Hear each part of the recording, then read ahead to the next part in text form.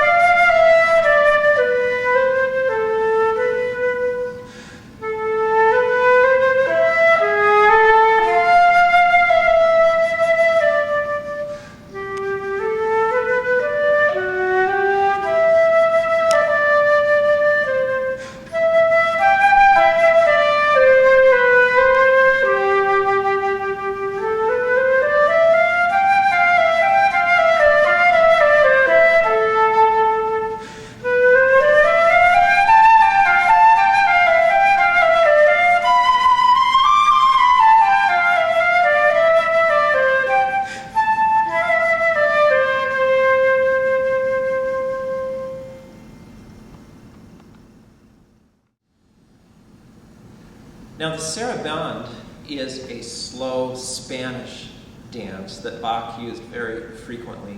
By the way, the title of this piece, if you're looking for recordings of it, is actually Partita for flute. It's Partita in A minor, and it's a misprint in the book. It says Sonata for flute, so you won't find it if you look under Sonata.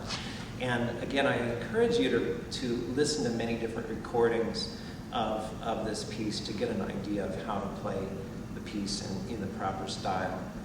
Now, I think the secret of this piece is good phrasing and good choices of where to breathe. And if at all possible, I like to play the first 4 measures in one breath. I know it's a real challenge because the piece goes pretty slow, but you have all the time in the world before you start the piece to take a big breath. Let's talk about how to take a big breath.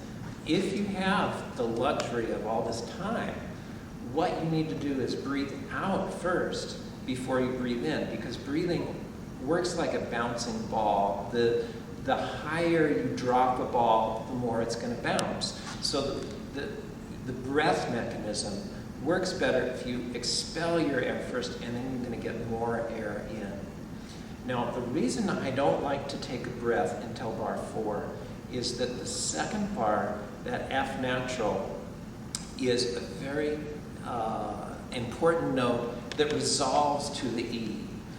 Let me show you how you should phrase to that F natural and be very expressive on that and resolve it to the E.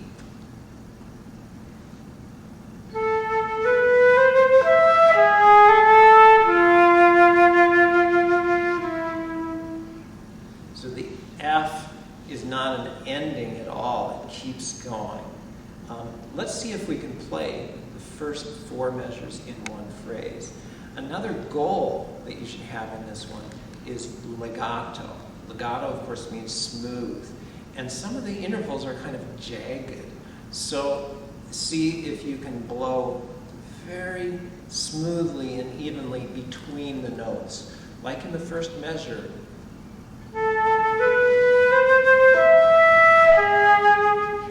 That E going down to the G sharp, don't stop your air at all. But keep your air going between the notes. Use the embouchure to be more or less flexible so that you can go from note to note with your lips rather than the air.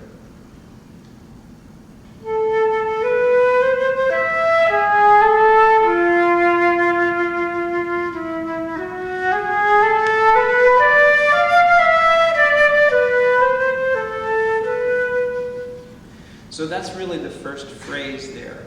And you have to decide, how are you going to shape it? None of these things are written in the music. But obviously you're going to go towards that second measure, the F natural, because it's such a great note. And then sometimes you can go with the contour of the line. So measure 3 goes up into measure 4, and then, of course, Voxman has written a diminuendo in measure 4. So make a little crescendo as the line goes up.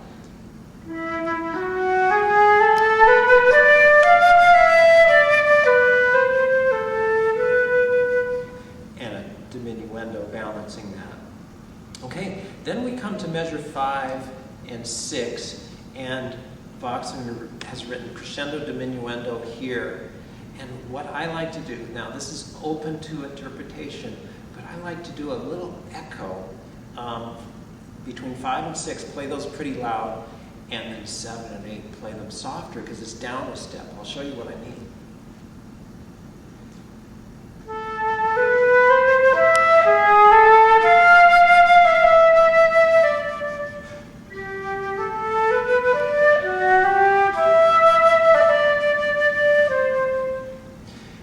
Squiggles in the music are called mordents, and what you should do is one trill. This is a slow piece. You can take time on those trills. You don't have to play really, really fast, which sounds a little bit nervous. So you can take a little time on those trills. And then a couple of measures later. Now, this piece is in A minor. It starts in A minor. And then in measure 9, you get to C major, and you should be so happy to get there. That's really the purpose of this part of the piece, is to get from A minor, which is a very dark, tragic key, to C major, which is incredibly happy. So,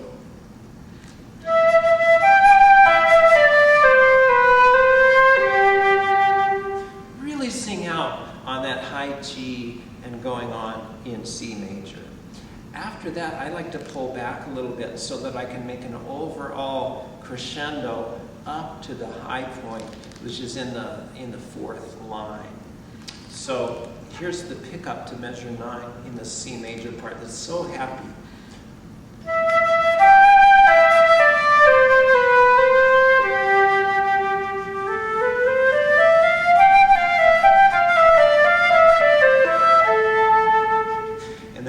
Crescendo.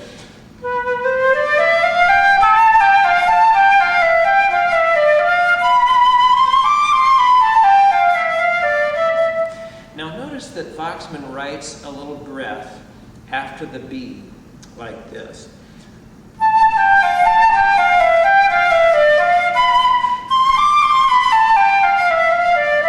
I think that's okay, but I don't like to do it because I like to keep it going. I think the B resolves.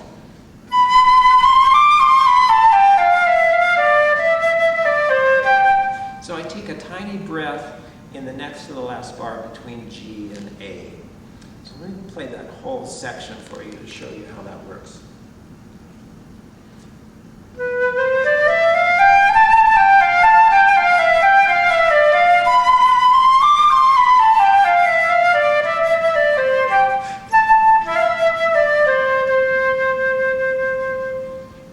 So the shaping of the phrases is the most important thing in this one.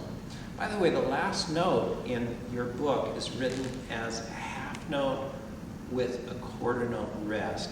Bach actually wrote a dotted half note. So make sure it's not a short half note, but a long half note, even towards a dotted quarter note with a nice taper to the note.